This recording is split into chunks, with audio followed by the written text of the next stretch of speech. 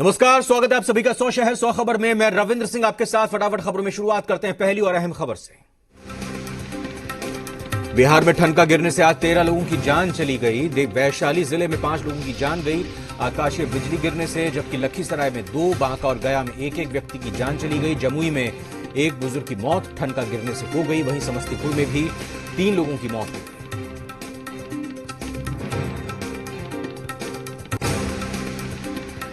वैशाली में वज्रपात से 5 की मौत। पातेपुर प्रखंड के तिसिओता में एक, सहदाई प्रखंड के मेहमदपुर में 1 और जंदाहा प्रखंड के डीह बुचौली में 2 की मौत हो गई, जबकि सहदेह प्रखंड के मोहम्मदपुर मामले में 2 लोग घायल हो गए, जिनका इलाज जंदाहा प्राथमिक स्वास्थ्य केंद्र में चल रहा है।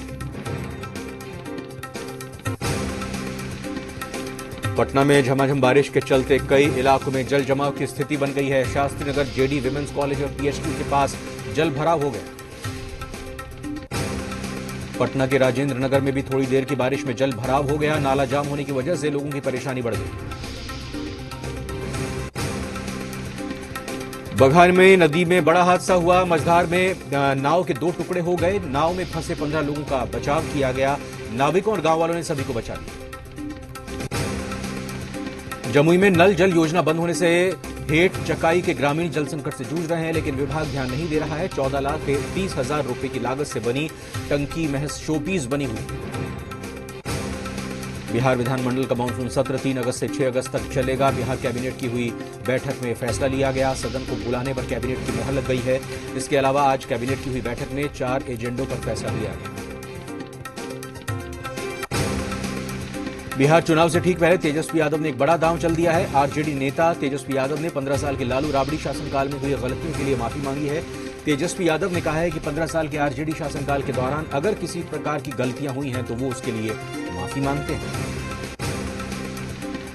तेजस्वी यादव के माफीनामे वाले बयान पर बिहार सरकार के मंत्री नीरज कुमार ने साधा निशाना कहा। तेजस्वी यादव गुड़ खा रहे हैं लेकिन गुलगुले से परहेज कर रहे हैं। आरजेडी में टूट की खबरों से अब्दुल बारी सिद्दीकी ने इंकार किया। अब्दुल बारी सिद्दीकी ने पार्टी छोड़ने की खबर को बताया बकवास। सिद्दीकी ने कहा आरजेडी टारगेटेड है क्योंकि आरजेडी ताकतवर है। तेजस्वी यादव की माफी पर बीजेपी प्रवक्ता निखिल आनंद ने कहा कि 15 साल के शासन की घटनाओं को लेकर जनता कभी माफ नहीं करेगी। पूर्व सीएम जीतन राम मांझी के बार-बार अल्टीमेटम की समय सीमा खत्म होने पर गठबंधन के बड़े सहयोगियों पर इसका कोई असर नहीं दिख रहा। अब जीतन राम मांझी मीडिया से बात करने के लिए कतरा रहे हैं। बताया जा रहा है कि 2-3 दिनों में मांझी प्रेस कॉन्फ्रेंस कर सकते हैं और कोई बड़ा ऐलान कर सकते हैं। कांग्रेस एमएलसी प्रेमचंद मिश्रा ने कहा है कि सीएम ने सिर्फ नालंदा का विकास किया है। कांग्रेस एमएलसी प्रेमचंद मिश्रा के बयान पर जनसंपर्क मंत्री नीरज कुमार का पलटवार सामने आया है। कहा पहले मिश्रा जी ये बताएं कि उनके गांव में जो विकास हुआ है वो किसने किया।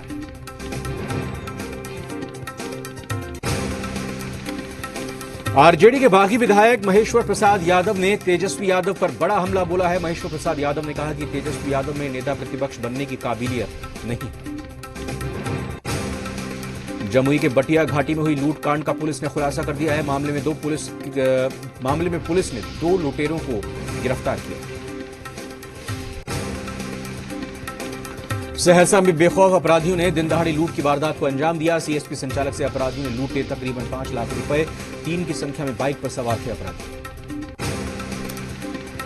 अररिया जिला प्रशासन के द्वारा लगातार शराब माफियाओं पर कार्रवाई हो रही है। विभिन्न एजेंसी द्वारा 1 अप्रैल 2016 से अब तक 7,009 प्राथमिकी दर्ज कर 8,387 लोगों को गिरफ्तार किया गया।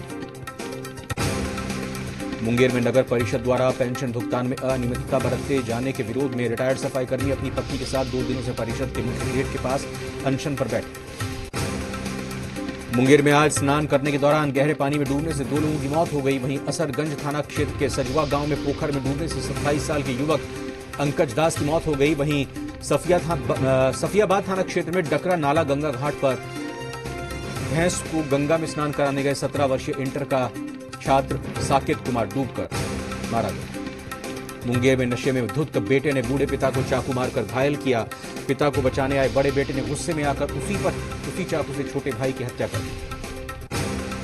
भागलपुर में क्राइम का ग्राफ लगातार बढ़ता जा रहा है। ताजा मामला इसाकचक थाना क्षेत्र के व्यायामशाला के पास का है, जहां अपराधियों ने रुपए छीनने की नीयत से आइसक्रीम बेचने वाले 50 वर्षीय शख्स की चाकू मारकर हत्या कर दी। जहानाबाद में तेज रफ्तार का कहर एक बार फिर देखने को मिला, जहां NH 83 पर तेज रफ्तार से आ रही स्कॉर्पियो ने सड़क पार कर रही एक 35 वर्षीय महिला को रौंद दिया, जिससे महिला की घटनास्थल पर ही दर्दनाक मौत हो गई। जहानाबाद में सरकारी कार्यालय के समक्ष भी मनचले अपने करतूत से बाज नहीं आ रहे हैं। ताजा मामला स्काउट एंड गाइड के कार्यालय का है, जहां प्रशिक्षण के लिए आने वाली बच्चियों पर फब्तियां कसने का सिलसिला जारी है। बेतिया के चनपटिया के कैथवलिया गांव में अनियंत्रित एम्बुलेंस की चपेट में आने से एक शख्स के घायल होने के बाद 15 घंटे तक एम्बुलेंस चालक बंधक बना रहा। कड़ी मशक्कत के बाद चनपटिया पुलिस ने एम्बुलेंस चालक को मुक्त करा लिया। खगड़िया में 14,60,000 के गबन के आरोप में एसपी ने 3 पुलिसकर्मियों को निलंबित कर दिया है। कार्रवाई से पुलिस विभाग में हड़कंप। नालंदा में होटल संचालक का शव मिलने से हिलसा बाजार में सनसनी फैल गई। होटल संचालक 12 घंटे से लापता थे। परिजनों ने गला दबाकर हत्या करने का आरोप लगाया। रोहतास के चेनारी थाना इलाके में भतीजे ने अपने चाचा का गला रेत कर हत्या कर दी। आरोपी फरार है। वारदात के पीछे संपत्ति विवाद को वजह बताया जा रहा है। मुंगेर में बुजुर्ग महिला अज्ञात वाहन से टकरा गई, उसकी इलाज के दौरान मौत हो गई। मामला सफियाबाद के सिंघिया गांव का है। सीवान के मैरवा लौली में एक राशन बांटे जाने वाले मामले को लेकर ग्रामीणों ने हंगामा कर दिया। आरोप है कि राशन वितरक प्रति कार्ड 10 किलो राशन कम बांटता है। सीवान के मैरवा थाने की पुलिस ने कार से लाखों रुपए की शराब को बरामद किया। कार पर जेडीयू महासचिव की नेम प्लेट लगी हुई थी। 2 आरोपी गिरफ्तार हैं। औरंगाबाद पुलिस ने 4 चोरों को रंगे हाथों गिरफ्तार कर लिया। इनकी गिरफ्तारी मुफस्सिल थाना क्षेत्र के महुआ धाम से की गई।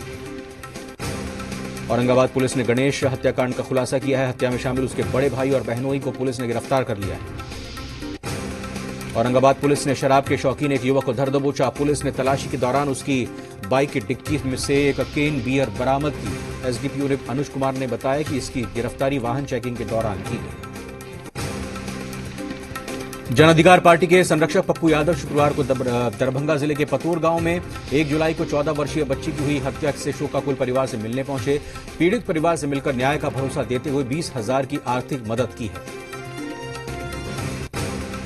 पूर्व मध्य रेलवे के दानापुर मंडल रेल के बाद रेलवे स्टेशन पर रेल प्रबंधन के लाख आदेश के बावजूद भी ट्रेन से यात्रा करने वाले यात्रियों का स्वास्थ्य परीक्षण नहीं कराया जा रहा है, जिसको लेकर यात्रियों में आक्रोश देखा जा रहा है। सहरसा जिले में एक वीडियो वायरल हो रहा है, जिसमें जन वितरण प्रणाली के दुकानदार द्वारा सरकारी निर्धारित मूल्य से ₹1 ज्यादा लेकर अनाज दिया जा रहा है, जिसका विरोध करने पर लाभुक और जन वितरण दुकानदार के बीच जमकर बहस हो रही है। सहरसा के सलखुआ थाना क्षेत्र में बेखौफ चोरों ने दिन दहाड़े एक घर को निशाना बनाते हुए लाखों की जेवरात समेत नगद और घर में रखे अन्य सामानों की चोरी कर फरार हो गए। घटना सलखुआ थाना क्षेत्र के हरिपुर गांव की है। बाढ़ के मुकाबले में रेलवे कॉलोनी में पंप हाउस में मोटर खराब होने के कारण कर्मचारियों ने जमकर बवाल किया। कर्मचारियों ने बिजली विभाग में ताला बंद कर दिया। पटना में जीएसटी के नए कमिश्नर यशोधन बनगे ने ज्वाइन करने के बाद कहा कि लॉकडाउन की वजह से अप्रैल और मई में कम हुआ जीएसटी कलेक्शन। 60% जीएसटी कलेक्शन में आई थी कमी। भोजपुर के जगदीशपुर थाना क्षेत्र के इसाड़ी बाजार के पास पिछले दिनों हुई अपहरण की घटना के खिलाफ आज स्थानीय लोगों का गुस्सा फूट पड़ा। गुस्साए ग्रामीणों ने NH 30 पर आरा मोहनिया मुख्य मार्ग को जाम कर दिया। कोरोना वायरस दानापुर में भी पैर पसारने लगा है। दानापुर अनुमंडल अस्पताल के 6 कर्मियों को आज जांच में कोरोना पॉजिटिव पाया गया, जिसके बाद अस्पताल में हड़कंप मच गया। लखीसराय में अपने ही मंत्री के खिलाफ भाजपा कार्यकर्ताओं ने फूंका विरोध का बिगुल। 2020 के बिहार विधानसभा चुनाव को लेकर कार्यकर्ता अपने स्तर से चुनाव की तैयारी में जुटे। राजधानी पटना में एक ओर जहां कंक्रीट से ढके पेड़ों के तनों और जड़ों को कंक्रीट से मुक्ति देने का अभियान चल रहा है, तो दूसरी ओर हरे भरे पेड़ को कंक्रीट से ढका भी जा रहा है। पटना में प्रतियोगी परीक्षाओं की तैयारी कर रहे छात्र छात्राओं के लिए सामान्य ज्ञान की पुस्तक का लोकार्पण हुआ है। बिहार विधानसभा के अध्यक्ष विजय कुमार चौधरी और शिक्षा मंत्री ने पुस्तक का लोकार्पण किया, जिसे प्राथमिक शिक्षा विभाग के निदेशक रणजीत कुमार सिंह के निर्देशन में लिखा गया। टिड्डियों के हमले को लेकर सरकार और मधेपुरा जिला प्रशासन हाई अलर्ट पर है, जिसके मद्देनजर जिले में किसानों की मॉक ड्रिल के माध्यम से जागरूक किया जा रहा है। लखीसराय में खेत के पंप हाउस 41 कार्टन विदेशी शराब बरामद हुई है। बढ़िया थाने की पुलिस मामले की जांच कर रही है। बांका के जमुआ पुल के पास कार से 288 बॉटल शराब बरामद हुई है। कार सवार 3 तस्कर गिरफ्तार किए गए। पटना के हाथीदह और मरांची थाना क्षेत्र में अवैध पार्किंग के खिलाफ परिवहन विभाग ने कार्रवाई की, जिसमें 13 ट्रकों को जब्त कर लिया गया। 4 लाख से ज्यादा जुर्माना वसूला गया। बांका के अमरपुर में बाइक की आमने सामने की टक्कर, 1 की मौत, 1 जख्मी, बेहतर इलाज के लिए मायागंज रेफर कर दिया गया। बांका के कटोरिया थाने में नक्सली नेपाली यादव ने सरेंडर कर दिया। पुलिस उसे कई मामलों में तलाश कर रही थी। सितंबर 2014 में उसने पवन हंस बस को जला दिया। बिहार में कोरोना मरीजों की संख्या 10,914, 8,211 लोग हो चुके हैं ठीक, 84 लोगों की हो चुकी है मौत। पटना नगर निगम में वार्ड नंबर 67 के पार्षद मुन्ना जायसवाल कोरोना पॉजिटिव पाए गए, जिसके बाद निगम की मेयर सीता साहू ने पटना प्रमंडल के आयुक्त और डीएम को चिट्ठी लिखकर उचित कार्रवाई की मांग की है। 1 जुलाई को पार्षद मुन्ना जायसवाल मौर्य कॉम्प्लेक्स स्थित निगम के दफ्तर आए थे और वो यहां काफी देर तक रुके थे।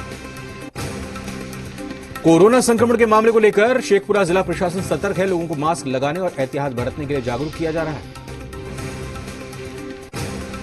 दरभंगा में सड़कों पर बिना मास्क घूमने वालों की खैर नहीं, दुकानदारों पर प्रशासन और सख्त हुआ, जुर्माना लगाया।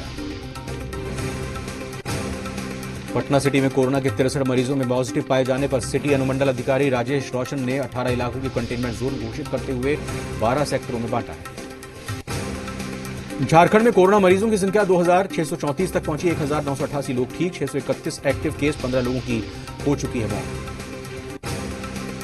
चतरा में कोरोना संक्रमण की रोकथाम के लिए स्वास्थ्य विभाग द्वारा अब भी 50 पुलिसकर्मियों का सैंपल लिया गया। कोडरमा के शहरी क्षेत्र में कोरोना संक्रमण का पहला मामला मिलने के बाद जिला प्रशासन और स्वास्थ्य विभाग अलर्ट हो गया है। झंडा चौक और उसके आसपास के इलाके को कंटेनमेंट जोन बनाकर सील कर दिया गया है। कोडरमा के झुमरी तलिया में एक बैंक कर्मी कोरोना पॉजिटिव हो गए हैं। झंडा चौक को पूरी तरह से सील कर दिया गया है। वहीं यूनियन बैंक के तमाम कर्मचारियों को क्वारंटीन में रहने की सलाह दी गई है।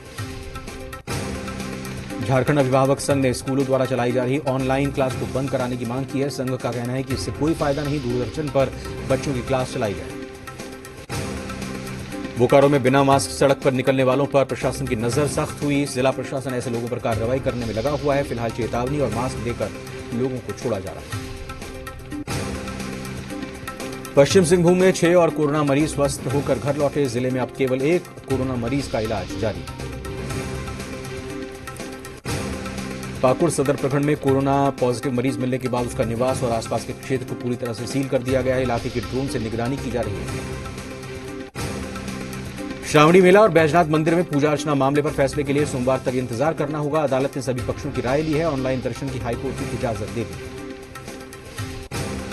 रांची में जेएमएम कार्यालय में मीटिंग चल रही है। पलामू जिला समिति के साथ ऑनलाइन मीटिंग की शुरुआत हुई। मीटिंग की अध्यक्षता केंद्रीय महासचिव विनोद पांडे कर रहे हैं।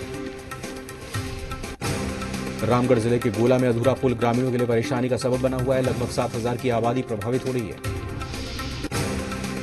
सिमडेगा के बानो रेलवे स्टेशन के पास ट्रेन से कटकर एक व्यवसायी ने आत्महत्या कर ली। मृतक की पहचान हो गई है। उसकी मानसिक हालत ठीक नहीं थी।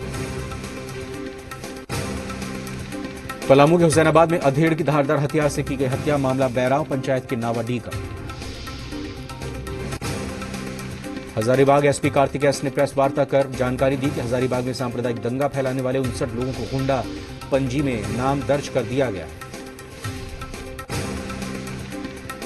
बोकारो के नया मोड़ स्थित बिरसा चौक पर झारखंड अभिभावक संघ के बैनर तले निजी स्कूल की मनमानी के खिलाफ बोकारो के अभिभावक आज भूख हड़ताल पर बैठे। रांची के डीप डी स्थित राजद प्रदेश कार्यालय में प्रेस वार्ता का आयोजन किया गया। आरजेडी प्रदेश अध्यक्ष अभय सिंह ने कहा कि 5 जुलाई को राजद का 24वां स्थापना दिवस मनाया जाएगा। लोहरदगा में सेन्हा प्रखंड के अलौदी पंचायत के मनरेगा कर्मी विश्वनाथ भगत की रांची में इलाज के दौरान मौत हो गई। परिजनों ने सेन्हा बीडीओ सचिदानंद महतो पर आरोप लगाया। धनबाद में कमर्शियल माइनिंग के विरोध में संयुक्त मोर्चा ने हड़ताल बुलाई, जिसमें दूसरे दिन भी जारी रही। कोल इंडिया की अनुषंगिक इकाई कोयला भवन में भी हड़ताल का असर देखने को मिला। देश में पेट्रोल और डीजल की बढ़ती महंगाई के खिलाफ कांग्रेस इसे जन आंदोलन बनाने में जुटी है। लोहरदगा जिला समाहरणालय मैदान में 4 जुलाई को होने वाली धरना प्रदर्शन को सफल बनाने को लेकर राजेंद्र भवन में मैराथन बैठक की गई। रांची के बेड़ो थाना क्षेत्र अंतर्गत मुडामू गांव के धुरंधर सिंह की हत्या की गुत्थी सुलझ गई है। रांची पुलिस ने तत्परता से कार्रवाई करते हुए आरोपी को धर दबोचा। रांची के नए एसएसपी के रूप में सुरेंद्र कुमार झा ने पदभार ग्रहण किया है। एसएसपी अनीश गुप्ता ने उन्हें पदभार सौंपा। पिछले दिनों हजारीबाग के सदर थाना क्षेत्र के मोहन टॉकीज के सामने एक मोबाइल दुकान आरके टेलीकॉम से चोरों ने चोरी करते हुए भारी मात्रा में मोबाइल चोरी किया था। छानबीन के दौरान पुलिस ने 4 अपराधियों को गिरफ्तार किया। सिमडेगा जिला प्रशासन के सहयोग से गोवा से 11 दिन बाद मृत मजदूर का शव कोलेबिरा के बोकबा पहुंचा। मजदूर ज्ञान प्रधान की मौत 23 जून को गोवा में हो गई। बोकारो में पीतल को सोना बताकर बेचने वाले और लोगों को चूना लगाने वाला 4 शातिर गिरफ्तार हुआ है। चारों अंतर्राज्यीय गिरोह के सदस्य हैं और असम के रहने वाले बताए जा रहे हैं। रांची के हुरहरी गांव में एक युवक का पेड़ से लटकता हुआ शव मिला है। युवक की शिनाख्त नहीं हो पाई है। पुलिस हत्या और आत्महत्या दोनों पहलुओं पर जांच कर रही है। 15 अगस्त तक भारत में कोरोना का टीका आ सकता है। Indian council of medical research के महानिदेशक ने लिखी चिट्ठी, कहा भारत बायोटेक इंटरनेशनल लिमिटेड के साथ मिलकर 15 अगस्त तक आम जनता के लिए टीका लॉन्च करने का लक्ष्य। भारत में कोरोना संक्रमितों की कुल संख्या 6,25,544 हो गई। इसमें से 2,27,439 सक्रिय मामले हैं, जबकि 3,79,892 लोग संक्रमण से ठीक हो चुके हैं। देश में कोरोना से अब तक 18,213 लोगों की मौत हुई।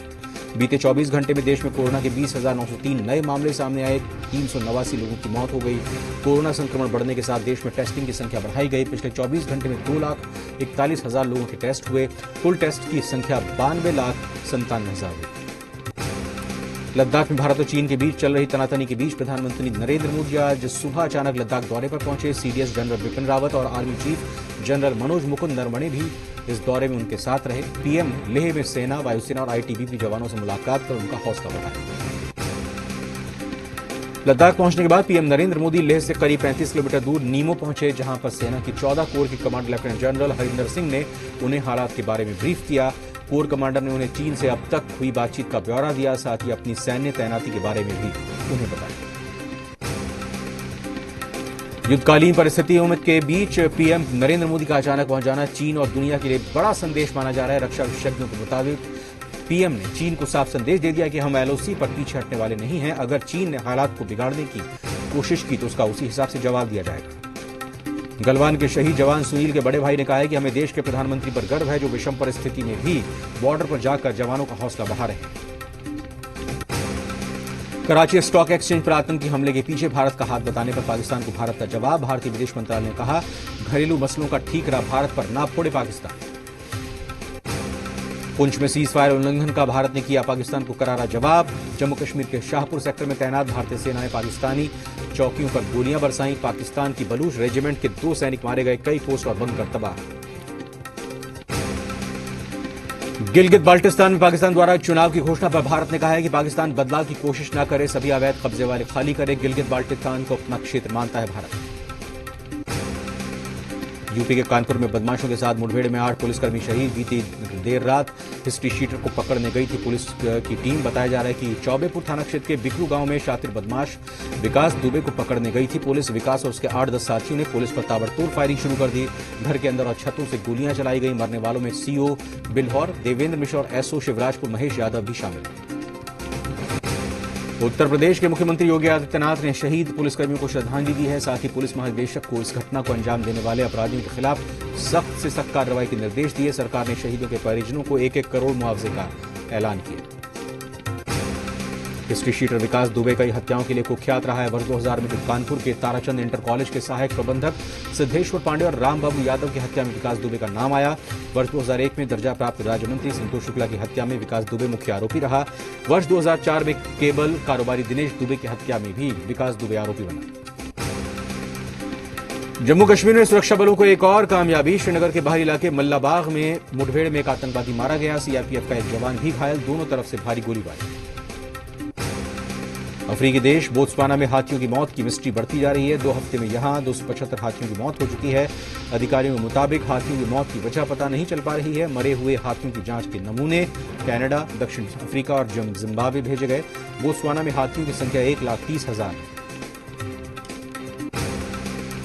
मशहूर कोरियोग्राफर सरोज खान का कार्डियक अरेस्ट के चलते मुंबई में निधन हो गया। वो 71 साल की थी। सरोज खान 17 जून से मुंबई में बांद्रा के गुरु नानक हॉस्पिटल में भर्ती थी। उन्हें सांस लेने में तकलीफ की शिकायत के बाद अस्पताल में भर्ती किया गया। मुरादाबाद में अभिनेत्री सोनाक्षी सिन्हा और उनकी कंपनी के खिलाफ धोखाधड़ी के केस में पुलिस ने चार्जशीट दायर की है। इवेंट मैनेजमेंट कंपनी के मुताबिक सोनाक्षी और उनकी टीम दिल्ली में आयोजित कार्यक्रम में शामिल होने नहीं आई, जबकि उन्होंने पैसे ले लिए। 5 अगस्त को कोर्ट में सुनवाई होगी। 6 जुलाई से देश के सभी एसआई संरक्षित स्मारकों को आम जनता के लिए खोल दिया जाएगा। नॉन कंटेनमेंट जोन के ही स्मारक खुलेंगे। पर्यटकों के लिए मास्क लगाना जरूरी होगा। ई टिकट से प्रवेश मिलेगा। विंडो टिकट की सुविधा बंद रहेगी। ताजमहल के दीदार के हर रोज 5,000 पर्यटकों को हुई इजाजत। 2,500 के 2 स्लॉट में पर्यटकों को ताजमहल में प्रवेश दिया जाएगा। लाल किले में प्रतिदिन 3,000 पर्यटक जा सकेंगे। सामाजिक दूरी का पालन करते हुए श्रद्धालु ने किए केदारनाथ धाम के दर्शन। गुरुवार को 55 से ज्यादा भक्त दर्शन के लिए पहुंचे, लेकिन गर्भगृह के दर्शन न होने से श्रद्धालु निराश हुए। सिर्फ उत्तराखंड के लोगों को ही यात्रा की इजाजत। और इन्हीं खबरों के साथ 100 शहर 100 खबर में फिलहाल इतना ही। नमस्कार।